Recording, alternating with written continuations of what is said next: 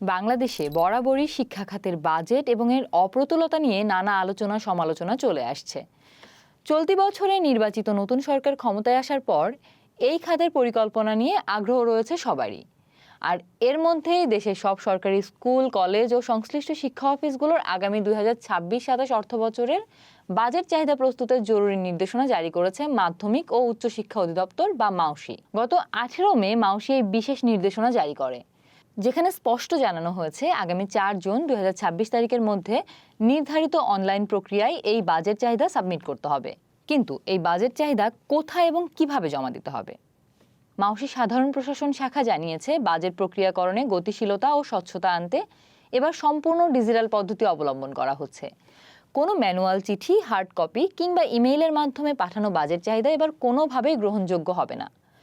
প্রতিটি প্রতিষ্ঠানকে অধিদপ্তর নির্ধারিত সুনির্দিষ্ট গুগল ফর্ম পূরণের মাধ্যমেই কেবল তাদের আর্থিক চাহিদা জমা দিতে হবে।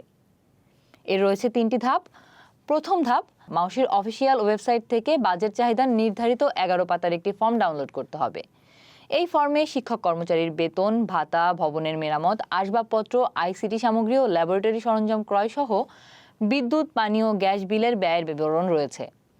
দ্বিতীয় ধাপ, ডাউনলোড করা ফর্ম অনুযায়ী প্রতিষ্ঠানের হিসাব রক্ষণ শাখা প্রকৃত খরচের হিসাব এবং আগামী বছরের সম্ভাব্য চাহিদার একটি যৌক্তিক ড্রাফট তৈরি করবে। এরপর প্রতিষ্ঠান প্রধানের স্বাক্ষর ও সিলমোহর সহ এই ছকটি চূড়ান্ত করে অফিসিয়াল রেকর্ডে সংরক্ষণ করতে হবে। তৃতীয় ধাপ, এই 11 পাতার ফর্মের প্রতিটি ঘরের টাকার পরিমাণ সংশ্লিষ্ট প্রতিষ্ঠানের জন্য নির্ধারিত গুগল ফর্মে টাইপ করে ইনপুট দিয়ে সাবমিট করতে হবে। মাউসি প্রতিটি প্রতিষ্ঠানের ধরনের জন্য আলাদা আলাদা গুগল ফর্মের লিঙ্ক নির্ধারণ করে দিয়েছে, যেমন সরকারি স্কুল অ্যান্ড কলেজ, সরকারি মহাবিদ্যালয়, সরকারি মাধ্যমিক বিদ্যালয়, উপজেলা ও জেলা শিক্ষা অফিস, আঞ্চলিক কার্যালয়সমূহ এবং সরকারি শিক্ষক প্রশিক্ষণ কলেজ সবার জন্যই রয়েছে নির্দিষ্ট পৃথক লিঙ্ক।